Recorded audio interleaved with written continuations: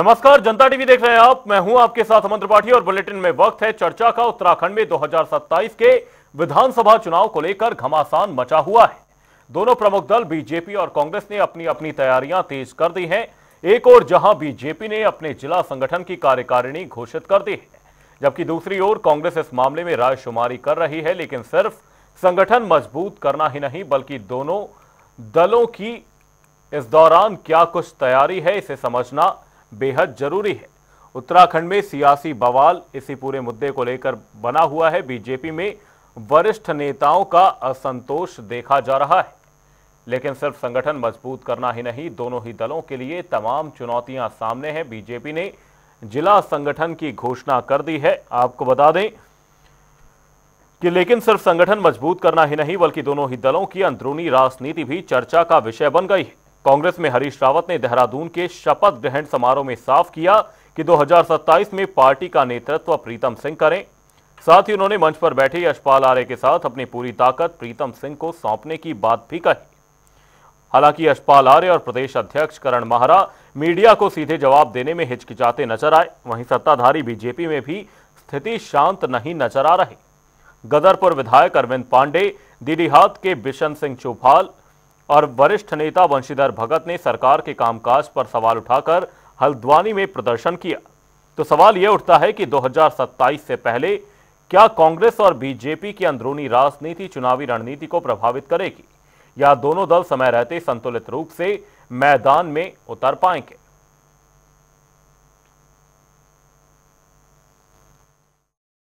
देखिए, हमारे संगठनात्मक गतिविधियां पार्टी की लगातार चल रही हैं, जिसमें संगठन सृजन का कार्यक्रम हमारा 27 के 27 जनपदों में एक साथ 2 सितंबर को शुरू हो गया है। लगभग 3 सप्ताह तक ये कार्यक्रम पूरे प्रदेश में चलेगा और इस कार्यक्रम के तहत अखिल भारतीय कांग्रेस कमेटी ने 27 के 27 जनपदों में एक एआईसीसी का पर्यवेक्षक ऑब्जर्वर उसको भेजा है। इनमें बहुत सारे लोग एक्स मिनिस्टर्स हैं, सेंटर के मेंबर ऑफ पार्लियामेंट हैं, एक्स एमपी हैं, वर्तमान एमएलएज हैं। इनके साथ साथ प्रदेश कांग्रेस कमेटी ने 3 ऑब्जर्वर हर जिले में एक एआईसीसी के ऑब्जर्वर के साथ नियुक्त किया है। ये 4 लोगों की टीम जाकर के कार्यकर्ताओं से बातचीत कर रही है, उनकी राय ले रही है। राय शुमारी करने के बाद जो नाम निकल करके आएगा उसको महानगर और जिलों की जिम्मेदारी दी जाएगी। ये काम पूरा होते ही हम पूरे प्रदेश की 70 की 70 विधानसभाओं में BLA 2 की नियुक्ति करेंगे। BLA 1 हम बना चुके हैं। BLA 1 एक वो व्यक्ति है जो अपनी कॉन्स्टिट्यूंसी में BLA 2 की नियुक्ति करेगा। BLA 2 हर बूथ में एक BLA 2 होगा और उसके बाद जब BLA 2 की नियुक्ति पूरी हो जाएगी तो हम जो राज्य भर में सरकार और चुनाव आयोग कह रहे हैं कि हम SIR कराएंगे, तो SIR कराएं। उस SIR में हमारे कांग्रेस के वर्कर इलेक्शन कमीशन के BLOs के साथ मिलकर के जो वोटर नए जुड़ने हैं और जो वोटर किसी की मृत्यु हो गई, किसी का ट्रांसफर हो गया, किसी का नाम कट गया, उन सारी इलेक्शन की सूचियों में वोट चोरी का जो अभियान है उसमें BLA 2 की बड़ी भूमिका रहेगी। ये हमारे संगठनात्मक गतिविधियां चल रही है। बिल्कुल, देखिए, भारतीय जनता पार्टी का संगठन हमेशा चुनावी मोड में रहता है। हमारी प्रदेश की कार्यकारिणी बहुत जल्दी आपके सामने होगी। महानगर और जिलों की कार्यकारिणी आपके सामने आ चुकी है। पूरे प्रदेश की जो हमारे जिले हैं उन सारे जिलों में हमारे पदाधिकारी पदों पर सुशोभित हो चुके हैं। अब हमारा जो काम है वो 2027 में लोगों के बीच में हम कैसे अपनी योजनाओं को पहुंचा सके, लोगों के बीच में हम कैसे भारतीय जनता पार्टी की नीतियों को ला सके, इन सारी चीजों के ऊपर हमारा फोकस होगा।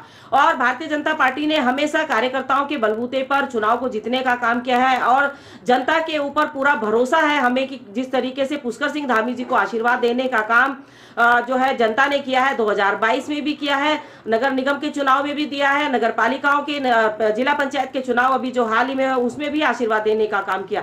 2027 में हम जो है भारतीय जनता पार्टी की तीसरी बार यहाँ सरकार बनाने जा रहे हैं। हमारा संगठन भी मजबूत है, हमारी जो योजनाएं हैं वो लोगों तक पहुंच रही है, उनका लाभ हमारी प्रबुद्ध जनता जनता को मिल रहा है और पुष्कर सिंह धामी जी के नेतृत्व में जिस तरीके से सरकार काम कर रही है वो काबिले तारीफ है। एक ऐतिहासिक निर्णय पुष्कर सिंह धामी जी ने लिए हैं, जिन ऐतिहासिक निर्णयों के बलबूते पर हम 2027 में किला फतेह करने जा रहे हैं। 2027 चुनाव से पहले खड़ी हुई चुनौतियों को लेकर चर्चा के लिए हमारे तीनों ही मेहमान हमारे साथ जुड़ चुके हैं। बीजेपी का पक्ष रखने के लिए प्रदेश प्रवक्ता कमलेश रमन जी हमारे बीच मौजूद हैं, कांग्रेस से प्रवक्ता प्रतिमा सिंह जी हमारे बीच मौजूद हैं, वहीं राकेश मिश्रा जी राजनीतिक विश्लेषक हमारे बीच मौजूद हैं। आप तीनों ही मेहमानों का बहुत बहुत स्वागत है जनता टीवी पर। और सबसे पहले सवालों का सिलसिला शुरू करते हैं। कमलेश जी, पहला सवाल आपसे ही, क्या यहां पर 2027 के विधानसभा चुनाव से पहले बीजेपी के अंदर खाने भी जो प्रदर्शन अभी हल्द्वानी में हाल फिलहाल में देखा गया, उसके बाद आप क्या कुछ कहती नजर आएंगी? क्या अंदर असंतोष की स्थिति है? नहीं, बिल्कुल नहीं। देखिए, जहाँ चार बर्तन होते हैं ऐसा नहीं है कि आवाज नहीं आती। परिवार बड़ा होता है तो छोटी छोटी चीजें भी होती हैं, लेकिन उन सबको मैनेज करने के लिए हमारा नेतृत्व होता है। हमारे अगर सरकार की मैं बात करूं तो माननीय मुख्यमंत्री जी हैं जो इन सारी चीजों को देखते हैं, अगर सरकार के रूप में बात है तो। अगर मैं संगठन की बात करूं तो जो अध्यक्ष है इस समय माननीय महेंद्र भट्ट जी हमारे अध्यक्ष हैं और राज्यसभा सांसद भी है, बहुत ही बेहतर तरीके से संगठन को संभाल रहे हैं और संगठन के का नेतृत्व कर रहे हैं। रही बात अगर कोई इस तरह की कोई इधर उधर की कुछ दो बातें निकल जाती है तो उनको संभालने का काम भी प्रदेश अध्यक्ष का होता है। और मजबूत संगठन है, जब बड़ा परिवार होता है तो कहीं ना कहीं छोटी छोटी चीजें भी निकल करके आती है और सबको संतुष्ट करना मुझे लगता है कि एक नेतृत्व का काम होता है और उसको बखूबी निभा रहे हैं महेंद्र भट्ट जी। चाहे मैं शीर्ष नेतृत्व की बात करूं और चाहे मैं अपने उत्तराखंड के नेतृत्व की बात करूं तो भारतीय जनता पार्टी का संगठन बहुत मजबूती के साथ में सरकार की योजनाओं को लोगों तक पहुंचाने का काम कर रहा है। और संगठन को हम किस तरीके से आगे बढ़ा रहे हैं ये आपने देखा होगा हमारे, क्योंकि अभी हाल ही में हमारे जिला कार्यकारिणी जो बनी है उसको वो उनको पद देने का काम किया। हमारे जो कार्यकर्ता हैं उसमें वो काम कर रहे हैं। अब सरकार की योजनाओं को हम कैसे लोगों तक पहुंचाएं, इन सारी चीजों के ऊपर हमारा फोकस है, क्योंकि 2027 में चुनाव में जाना है। हमने क्या काम किया है पीछे, हमने क्या बेहतर किया है, हमने क्या अच्छा किया है, उन सारी चीजों को हम जनता तक पहुंचाने का काम करेंगे। और जिन लोगों को लाभ नहीं मिल पाया हमारी योजनाओं का किसी भी कारणवश, तो हमारी कोशिश पूरी हमारे कार्यकर्ताओं की ये रहेगी कि वो लाभ हम वहां तक पहुंचा सके। और ये जो संगठन होता है, क्योंकि बड़ा जब प्रगाढ़ संगठन होता है, क्योंकि राष्ट्रीय पार्टी है और बड़ी पार्टी है, तो कहीं ना कहीं इन छोटी छोटी चीजें जो होती हैं ये गौण हो जाती हैं संगठन के सामने। या जब हम काम करते हैं तो काम और मेहनत के सामने ये सारी चीजें कोई जगह नहीं रखती है। तो मुझे लगता है कि संगठन बखूबी अच्छे से काम कर रहा है और आने वाले समय में आप देखेंगे कि भारतीय जनता पार्टी का एक एक कार्यकर्ता लोगों के बीच में जिस तरीके से काम कर रहा है। अभी आपदा के समय पर भी आपने देखा कि हमारा एक एक कार्यकर्ता चाहे उस जिले का हो जहां पर आपदा आई और चाहे अन्य जिले से कोई भी हमारा कार्यकर्ता हो, वो लोगों के बीच में पहुंचा, लोगों की मदद करने का काम किया।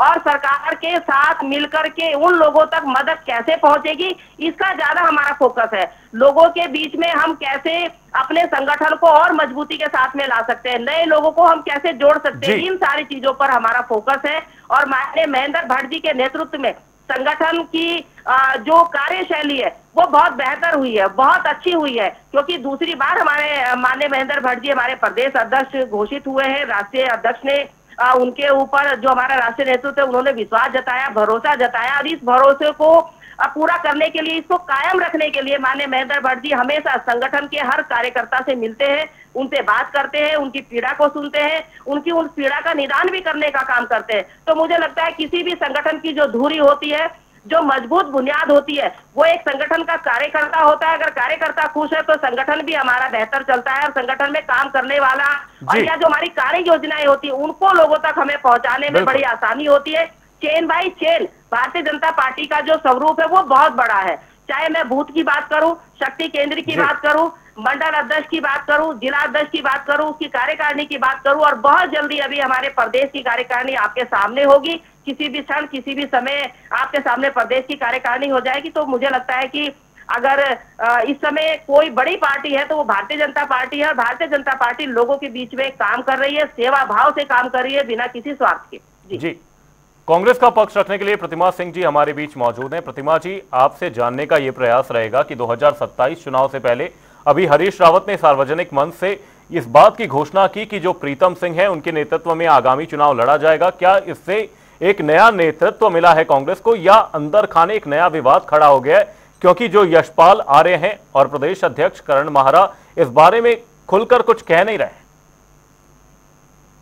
देखिए, किस पे जिम्मेदारी सौंपनी है और किस पे जिम्मेदारी नहीं सौंपनी है, मुझे लगता है ये विषय ऐसा है जिसका निर्णय जो है आला कमान करेगी, और ये निर्णय दिल्ली से होता है। राष्ट्रीय अध्यक्ष इस बात का निर्णय करते हैं, और क्योंकि कांग्रेस पार्टी, आपने देखा हरीश रावत जी हमारे बड़े वरिष्ठ नेता हैं, तो उन्होंने कुछ सोच समझ के ही अपनी जो दिल की जो उनकी मंशा है वो जाहिर करने का कार्य किया है। तो उनकी इस बात का जो संज्ञान भी मुझे लगता है राष्ट्रीय नेतृत्व में लेने का कार्य जो है किया है। और कांग्रेस पार्टी की क्या तैयारियां हैं ये आप सबके समक्ष है। जिस तरीके से संगठन सृजन जो कार्यक्रम के तहत जिला अध्यक्ष हो या महानगर अध्यक्ष हो, उनके चुनाव की जो प्रक्रिया है वो सबके समक्ष है, जिसके लिए दिल्ली से AICC से ऑब्जर्वर आए हैं, और उनके साथ जो है प्रदेश के भी सम्मानित नेतागणों को, हर एक व्यक्ति के साथ दिल्ली के 2 प्रदेश के नेतागणों को उनके साथ एज अ को ऑब्जर्वर क्या का जो है पद दिया गया है, जिम्मेदारी दी गई है, जिसे वो बखूबी निभा रहे हैं। सारी मीटिंग चल रही है, हर एक कार्यकर्ताओं से जो है डिस्कशन हो रहा है 1 to 1। कोई भी ऐसा कार्यकर्ता नहीं है जिसे छोड़ा जाए, और सब आकर के आगे बढ़ के जिस तरीके से कार्यकर्ता इस पूरे अभियान में अपना योगदान दे रहे हैं, ये दर्शा रहा है कि राहुल गांधी जी की जो मुहिम है कि जिला अध्यक्ष जो है उनका चयन एक प्रक्रिया के तहत हो, जिससे कि जो दिक्कतें संगठन को चलाने में आती थी जो है पास्ट में, वो फ्यूचर में ना आए और संगठन मजबूती के साथ जो है कार्य करे। तो इसी क्रम में संगठन किस तरीके से मजबूत बनाना है वो प्रक्रिया हमारी जो है चल रही है। अब हर व्यक्ति को आजादी है अभिव्यक्ति की, अपनी बात को रखने की आजादी, और यही है कांग्रेस पार्टी का जो है लोकतंत्र।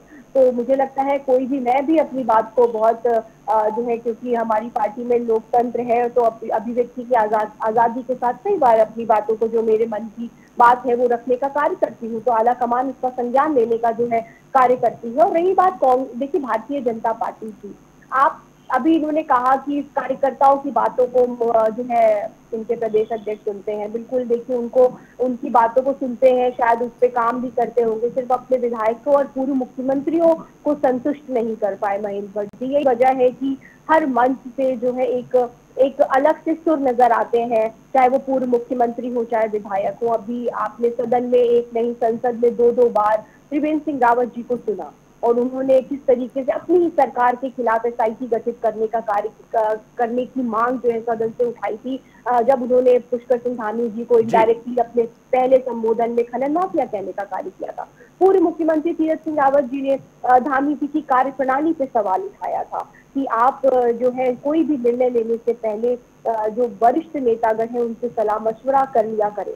तो ये सारी बातें हैं। आपके विधायक इतने असंतुष्ट हैं, चाहे वो दिलीप रावत की मैं बात करूं, चाहे वो अरविंद पांडे की मैं बात करूं, चाहे मुन्ना सिंह चौहान जो की अपनी पार्टी के खिलाफ जो है खनन को लेकर के खड़े थे, और सार्वजनिक तौर पे उन्होंने जो है बात करी कि जो अवैध खनन है वो दोनों पर जो है प्रदेश में है। तो ये सारी बातें, आप अपना घर आपसे संभल नहीं रहा, आप प्रदेश में कह रहे हैं कि आपदा पीड़ितों तक आपके कार्यकर्ता पहुंचे। कौन पहुंचा? मुझे आप एक भी व्यक्ति का आपदा पीड़ितों के पास भारतीय जनता पार्टी का पहुंचते नजर नहीं आया, क्योंकि आज के सोशल मीडिया और मीडिया के जमाने में जब लोग हर बात को, कम्युनिकेशन कितना आसान है, हर व्यक्ति सब देख रहा है। हमारे प्रदेश अध्यक्ष माननीय करण माया जी, आपने देखा कि किस तरीके से, चाहे वो पहाड़ को पे चढ़ के जाना हो, चाहे वो नदी या उफान पे उन्हें पार करके जाना हो, क्योंकि भारतीय जनता पार्टी का झूठ सबके सामने लेके आना था। आपने कहा कि हर्षिल वाला जो रास्ता है, जो हम सब, देखिए आपदा में कोई राजनीति नहीं होनी चाहिए, लेकिन आपदा में अवसर भी नहीं ढूंढने चाहिए कि आपदा में अगर आप मदद नहीं भी कर रहे हैं और झूठ बोल की जनता को गुमराह कर रहे हैं, ये गलत है। इन्होंने कहा कि आपदा पीड़ितों तक सारी राहत सामग्री पहुंच रही है, बल्कि सच सामने आया कि मीडिया बंधुओं ने का जो है धन्यवाद कि उन्होंने सच सामने लेके आए कि वहां पे जो संपर्क था मुख्यालय से वही टूटा हुआ था। वो जो रोड थी जो मुख्यालय से जोड़ती थी धराली को, वही टूटी हुई थी। उसको जोड़ने में, उसको मरम्मत करने में कितना समय लगा। आप मॉनिटरिंग कर रहे थे, आप जो है मॉनिटरिंग करने का कार्य कर रहे थे उत्तरकाशी में बैठ करके राहत और बचाव कार्य का, जो कि हो नहीं रहा था। और हमारे जो जिला अध्यक्ष उत्तरकाशी के थे वो तुरंत वो वहां पहुंचे, वो नहीं पहुंच पा रहे थे, तो वहां पे उन्होंने लोगों की रहने की जो है व्यवस्था की। तो कांग्रेस पार्टी, हम देखिए आपदा में लोगों की मदद तक पहुंचते हैं, आपदा में अवसर ढूंढ के उसको राजनीतिक रोटियां सेकने का कार्य कांग्रेस पार्टी का नहीं है। तो बिल्कुल कांग्रेस पार्टी जो है भारतीय जनता पार्टी की जन विरोधी नीतियों को लेकर के सदन से लेकर सड़क तक पिछले मैं 4 साल क्या पिछले 8.5 सालों से लड़ रही है। और जनता के सामने अब भाजपा का सच और असली जो चेहरा है वो सामने आ चुका है कि आपने जनता के हित के कोई कार्य भारतीय जनता पार्टी जो है नहीं करती है। और आपदा में जिस तरीके से आपदा प्रबंधन में धामी सरकार विफल साबित हुई है, ये इसी बात से जाहिर हो जाता है कि खुद सुप्रीम कोर्ट को सवाल पूछने पड़े कि आपने क्या किया है आपदा प्रबंधन से, आपदा से निपटने के लिए, उसके प्रबंधन के लिए, और क्या वजह है कि ये आपदाएं आ रही हैं। चाहे वो पेड़ कटने की बात हो, चाहे वो ऑल वेदर रोड के नाम पे 2 इंच 4 इंच सड़क चौड़ी करने की बात हो, जिसका श्रेय लेने के लिए भारतीय जनता पार्टी ने आज जो है प्रदेश को आपदा में जो है झोंकने का कार्य किया है। जब वो 4 धाम यात्रा संपर्क मार्ग ऑलरेडी बन चुकी थी, लोग आराम से पहुंच रहे थे धामों तक, लेकिन सिर्फ श्रेय लेना था कि मैं 4 इंच यहाँ बढ़ा दूं, 4 इंच वहां चौड़ा कर दूं, उसका श्रेय मुझे मिल जाए। खुद रिपोर्ट आई है, मैं बताऊं आपको, जो है माउंटेनियर्स एक एसोसिएशन है, उसकी लैंडस्लाइड्स के बारे में जो रिपोर्ट बनाते हैं, उसका इन्वेस्टिगेशन करते हैं, उन्होंने रिपोर्ट पब्लिश की है 2 दिन पहले। उन्होंने बताया है कि किस तरीके से हमारे प्रतिमा जी आपको रोकना चाहूंगा, प्रतिमा जी आपको रोकना चाहूंगा क्योंकि समय कम है, सवाल और भी है। प्रतिमा जी आपको रोकना चाहूंगा, कमलेश जी से हम जवाब लेंगे, लेकिन इससे पहले राकेश मिश्रा जी का रुख करूंगा। राकेश जी, आपसे जानने की कोशिश यही रहेगी कि दोनों दलों की अंदरूनी राजनीति को आप किस तरीके से देखते हैं और किस तरह से इन दोनों ही दलों को नुकसान झेलना पड़ सकता है। देखिए, कांग्रेस को इस बात के लिए बधाई कि वो संगठन की राजनीति की तरफ चले। रहा भाजपा का सवाल, तो ये सांगठनिक रूप से बहुत मजबूत दल है, इन्होंने अपना संगठन बना रखा है, इनको संगठन में इनकी पार्टी को कुछ नहीं करना पड़ता, इनके पीछे एक संगठन है, वो सारी चीजें बनाकर इनको बताता रहता है, फला व्यक्ति अब आगे बढ़ाना चाहिए, फला व्यक्ति को पीछे करना चाहिए, और वो इनके लिए सौभाग्य की बात है। मैं याद दिलाना चाहता हूँ कि आज से लगभग 15-20 वर्ष पहले जब राजीव गांधी जी का जमाना था, तो कांग्रेस में कांग्रेस सेवा दल के नाम से एक संगठन होता जी। उस संगठन का काम वही था जो आज के आरएसएस का।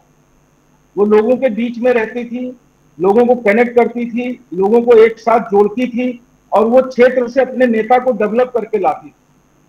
थोड़ा सा मैं ये कहना चाहता हूं कि कांग्रेस ना किसी भी चीज को लेकर बहुत संवेदनशील नहीं होती। जैसे अभी पर्यवेक्षक आए थे, तो पर्यवेक्षक गुप्त तरीके से जाते, क्षेत्र के लोगों के बारे में पता लगाते।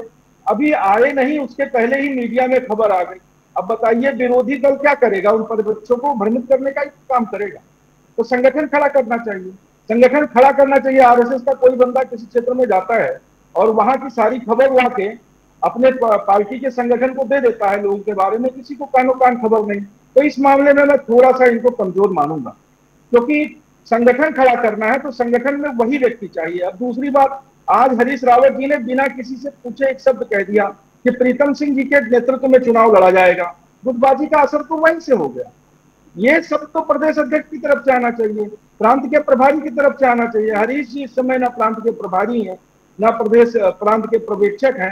हाँ, ये मानते हैं कि हमारे पूर्व नेता हैं और प्रदेश के और देश के बहुत अच्छे व्यक्ति हैं, तो ये भी एक सोच समझकर संभावनाएं व्यक्त करनी चाहिए जो जहां से होना चाहिए। मैं बहुत विनम्रता से और बहुत ही सॉफ्ट ढंग से ये कहना चाहता हूं कि जितना विपक्ष हमारा मजबूत रहेगा उतना ही सत्ता पक्ष में पारदर्शिता रहेगी जी। अगर आज कांग्रेस ये आरोप लगाती है कि भाजपा के नेता या भाजपा के लोग काम नहीं करते, तो वो केवल इसलिए क्योंकि विपक्ष को इन्होंने कमजोर कर रखा। बिल्कुल, अगर विपक्ष मजबूत होता तो शायद आज हमारा प्रदेश पूरा खरे खरे 4 दिन की विधानसभा गई, 1.5 घंटे में पूरा सदन समाप्त हो गया।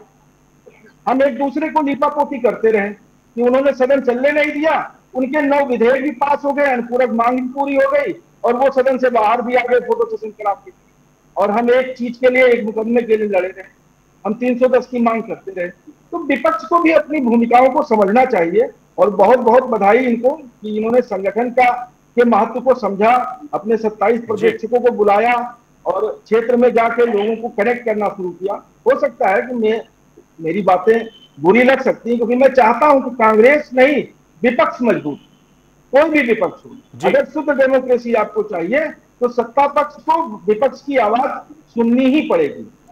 कमलेश जी आपसे जवाब लेना चाहूंगा। आपने कहा कि जब घर में 4 बर्तन होते हैं तो बर्तन बचते हैं, तो ऐसे में कहीं ये बर्तनों के बचने का नुकसान बीजेपी को ना होता हुआ नजर आए, क्योंकि सार्वजनिक मंच से जब पूर्व मुख्यमंत्री से लेकर विधायक तक अपनी ही पार्टी के खिलाफ आवाज उठाने लग जाए तो ऐसे में सचेत होने का मौका आ जाता है। तो क्या इसे सचेत होने के तौर पर भारतीय जनता पार्टी देख रही है और इसमें सुधार किया जाएगा आने वाले दिनों में?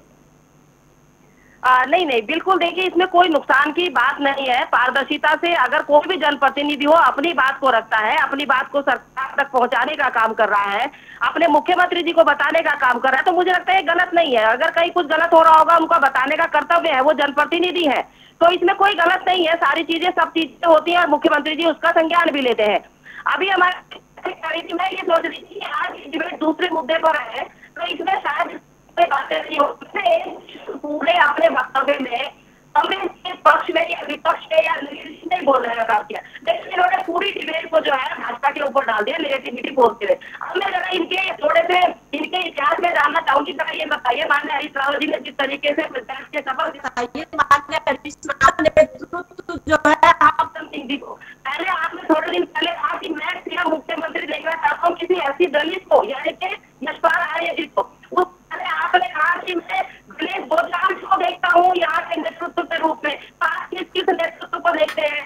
सबसे बड़ा अगर कोई यहाँ पर कांग्रेस का नत्ते नाबूद करने वाले हैं तो वो है माननीय हरीश रावत जी, जिनको यही नहीं पता कि मुझे सारे भाई अभी बिल्कुल सही तो कहा भी प्रतिमा जी ने कि जो नेतृत्व है हमारा दिल्ली का वो डिसाइड करता है, वो बताएगा कि कौन अध्यक्ष बनेगा कौन नहीं बनेगा। लेकिन माननीय हरीश रावत जी तो यहाँ सबसे बड़े हैं, पूरे भीष्म पितामह की भूमिका निभा रहे हैं। और एक बात बताइए, इन्होंने अभी हम पर तंज कसने का काम किया, करण महरा जी की कौन सुनता है ये बताइए। आज करण महरा जी के कार्यकाल ही नहीं बनी, उनका कार्यकाल पूरा हो गया। गणेश गोजाल जी अपना कार्यकाल पूरा बजा के हटा दिए गए, कोई कार्यकारिणी नहीं बनी। प्रीतम सिंह जी ऐसे ही बिना कार्यकारिणी के काम चलाते रहे, कोई कार्यकारिणी नहीं बनी। तो आप बात कर रहे हैं संगठन सुदृढ़ की, जो सृजन आपका कार्यक्रम चल रहा है वो दिल्ली में मजबूत में, तो क्या राहुल गांधी जी ने जब लगा कि उत्तराखंड के अंदर कांग्रेस के नेता एक दूसरे के साथ नहीं बैठते हैं, एक दूसरे की टांग खिंचाई करते हैं, तभी तो राहुल गांधी जी को अपनी टीम की एंट्री करानी पड़ी, तभी तो दिल्ली से बिल्कुल। कमलेश जी जवाब ले लेते हैं, प्रतिमा जी से जानने की कोशिश कर लेते हैं कि कांग्रेस को देखना चाहिए। बिल्कुल कमलेश जी, प्रतिमा जी से जवाब ले लेते हैं कि आखिर प्रतिमा जी नेतृत्व की जो परंपरा थी यहाँ पर जिस तरीके से कांग्रेस में बदलती हुई नजर आई और जिस तरह से हर चुनाव में यह देखा जाता है कि कांग्रेस में नेतृत्व जो करता होता है उसे लेकर तमाम तरह के सवाल खड़े होते हैं, तो क्या इस तरह की चुनौती से मुझे 10 सेकंड दीजिएगा, 10 सेकंड दीजिएगा। इन्होंने कहा कि वहाँ क्या क्या हो रहा है, कौन क्या बोल रहा है। अरे भाई, रुद्रपुर का इतना बड़ा उदाहरण देख लीजिए आप। आपके तो कांग्रेस भवन में गोलियां चल जाती है, आपके तो दिल्ली वाले कार्यालय में गोली चल जाती है, विधान जो है यमुना कॉलोनी में मंत्री जी के घर में गोली चल जाती है कांग्रेस के कार्यकाल में, और आप बात कह रहे हैं कि वहां पर ये हो रहा है। भाई, पहले एक उंगली किसी के ऊपर उठाने से पहले 3 उंगली अपनी तरफ होती है, ये मुझे लगता है कि हमें समझना पड़ेगा।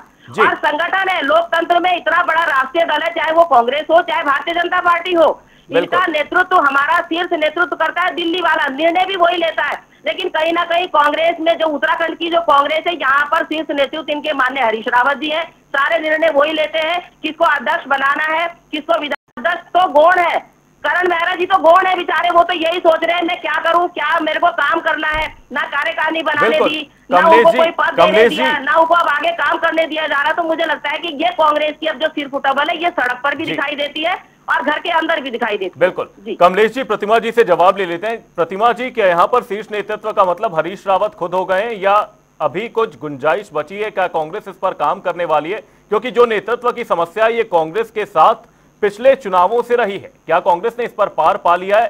क्योंकि जो विरोध के जो सुर हैं वो सिर्फ बीजेपी में नहीं कांग्रेस में भी सुनाई देते हैं कि जब एक तो हरीश रावत खुद सामने आते हैं और कहते हैं कि जो चुनाव है वो प्रीतम सिंह के नेतृत्व में हम लड़ेंगे। करण माहरा का उस पर कोई जवाब नहीं आता। यशपाल आर्य उस पूरे मामले पर चुप्पी साध लेते हैं। तो यहां पर कहीं ना कहीं अंदर खाने कुछ गड़बड़ तो कांग्रेस में भी चल रही है। 5 दिन पहले उन्होंने कहा हरक सिंह जी के नेतृत्व में हम यहाँ पर जो है किला फतेह करेंगे 27 का। अभी कुछ दिन पहले का बयान है उनका, अभी जस्ट। मैडम कमलेश जी, उन्होंने केवल हरक सिंह रावत जी ने खुद के लिए कहा था। प्रतिमा जी से जवाब ले लेते हैं। सबके लिए प्रतिमा जी जवाब। देखिए विपक्षी दल में कोई नेतृत्व का दिक्कत नहीं है, और मैं कह रही हूँ अगर हमारे यहाँ नेतृत्व से दिक्कत भी है तो उससे प्रदेश के विकास में कोई दिक्कत नहीं हो रही है। लेकिन भारतीय जनता पार्टी का जो सिर सुतौल है, जिसको लेकर के आप मंत्रिमंडल विस्तार तक नहीं कर पाए, 4 साल होने वाला है, इससे दिक्कत प्रदेश के विकास को हो रही है। मैं कुछ हमारे यहाँ कौन लीड करेगा, कौन नेतृत्व करेगा, कौन मुख्यमंत्री बनेगा, कौन जो है क्या बनेगा, इससे प्रदेश के विकास में कोई बाधा नहीं है। लेकिन 40 विभाग मुख्यमंत्री जी अपने पास रख कर बैठे हुए हैं, इससे प्रदेश के विकास में दिक्कत है। और मैं आपदा की बात बिल्कुल करूंगी, क्योंकि आज हमारा प्रदेश बहुत बुरी स्थिति में है। आज वो सबसे इस बात की दरकार कर रहा है कि हर व्यक्ति उठ करके इस प्रदेश के लोगों की, और वो लोग जो आपदा से पीड़ित हैं उनकी मदद करें। यही वजह है कि हमने सरकार से डिमांड भी की कि आपके डबल इंजन की सरकार है आपकी, तो आप क्यों नहीं केंद्र से जो है राहत का पैकेज मांग रहे हैं, और जो है आप आपदाग्रस्त जो है प्रदेश घोषित करवाने का समय इतना ही था, समय का अभाव है, समय इतना ही था हमारे पास। अंदरूनी राजनीति पर दोनों ही पार्टियों को लेकर सवाल खड़े हो रहे हैं। बहुत बहुत धन्यवाद आप तीनों ही मेहमानों का इस चर्चा में हमारे साथ जुड़ने के लिए। फिलहाल उत्तराखंड के इस बुलेटिन में सिर्फ इतना ही। बने रहिए हमारे साथ, देखते रहिए जनता टीवी। नमस्कार।